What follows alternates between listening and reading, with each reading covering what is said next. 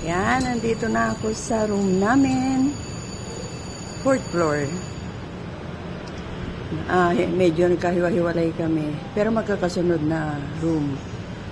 412, 411, 412, 413, 414. Yan. Ito na guys, Baguio City. Yan. Ramdam na ang lamig. Natapos lang na aming seminar. Nung oras na ngayon, medyo napatagal. Ang haba. Ngayon, buti, natapos din.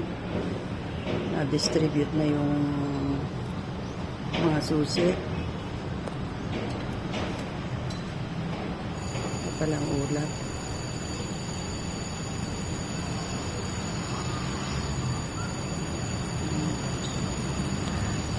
Ayun daw, yung isang building na yun malayo na yun.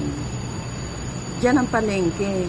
So, lakad lang pagpupunta ka, malibang kung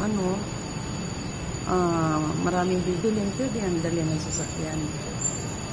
Ang ganda.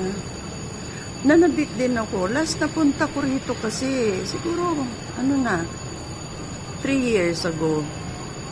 Pero nung ako'y nagkasakit, nang na-discharge ako sa hospital, dito ako dinala ng mga anak ko. Dito ako pinagpahingan is yun. Dito. Andito kami. Transient. Habang yung buho ko noon pinapatubo. Pag naalala ko yung mga moments na yun, ang unang binagsaka namin noon, yung may lagoon na may mga bangka, sakay kami roon. Masaya akong hindi ko maintindihan kasi nakita ko yung mga anak ko kung paano nilang sinikap na maibigay sa akin ng lahat ng best nila. Pagkatapos, nung medyo kasi kinekemo ako noon guys. Awa naman ng Diyos na marausan, malakas ako. Parang wala akong naramdaman naman kahit inoperahan ako noon. Wala akong naramdaman panghihina. Wala talaga. Tapos ang daming iniinom na gamot. Ngayon, di tumutubo na ang buho ko noon. Tapos ako mag-kemo. 6 cycles. Maniwala ka, malapit na eleksyon. Maniwala kayo. Lapit na eleksyon ng barangay. Sabi ko sa mga anak ko, tatakbo ako ha. Walang kukontra. Huwag niyo akong kukontrahin. Walang kumibo sa kanila kasi inunahan ko na sila na huwag nila akong kukontrahin. Tatakbo ako. Siguro halimbawa ang election is October. December, nagsabi na ako sa kanila.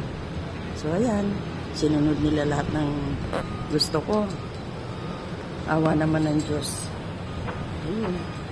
Hanggang ngayon, guys. Ay, andito pa rin ako. Kaya, sobrang thankful talaga. Napakabait ng Panginoon. Mamaya raw, guys, makukover up lahat ng mga buildings na yan, mga 5 o'clock daw. Mapo-cover daw yan. Every hapon daw yun. Walang mintis. Talagang magko-cover yan. Ala, sulam kita. Para maganda view. Ay, kasama ko mga kagawad. Barangay ka.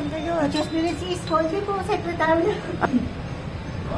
2, kagawad, Evelyn. Tutuwa ko rito kay Kagawad Kenneth. Pala picture yan. Minsan kita yung selfie ako ng selfie. Kung kunin yung cellphone ko.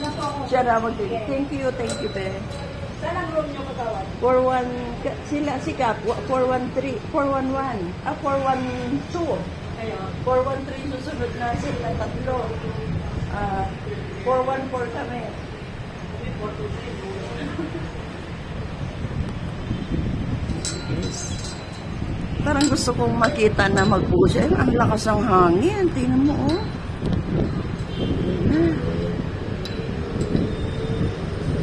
Mamaya, wala ka na matatanaw dyan. Bagay, kumbaga, hindi naman tayo, hindi na bago. Kasi, yun nga. Tapos, sa madaling sabi, nakapasok ako noon sa Kagawad. Ngayon, nagkaroon kami ng outing dito. Siyempre, na-miss ko yung pangyayari na parang nabartulina ako rito. Gawa nang dito nga ako dinala ng mga anak ko. Pero happy ako kasi kasama ko sila lahat. Bakasyon yun eh, pati mga bata walang pasok. Tapos yung isang babae ko, yung bunso, nag-live talaga. Talagang binigay nila yung best nila para sa akin. Kaya minsan guys, sa totoo, pagka ako yung nagsisigarilyo, nagigilty ako. Kasi nakita ko yung effort nila, yung hirap nila sa akin ng mga time na yun. Ayan. So guys, pahinga muna, napagod ako. Ilang oras kami sa baba. Imagine mo yun, nagsimula ng 8 o'clock, ngayon lang natapos. Hindi ko alam kung anong oras na nga. Ano na ba? 4:50? Ang haba. Pero wala namang problema dahil alaga ka naman sa pagkain. So guys, babay muna ako. See you. Sana makapag-live ako. Kasi namimiss ko na rin mag-live. Talaga wala akong time. Kasi mas maganda ang live eh. So guys, bye. See you again.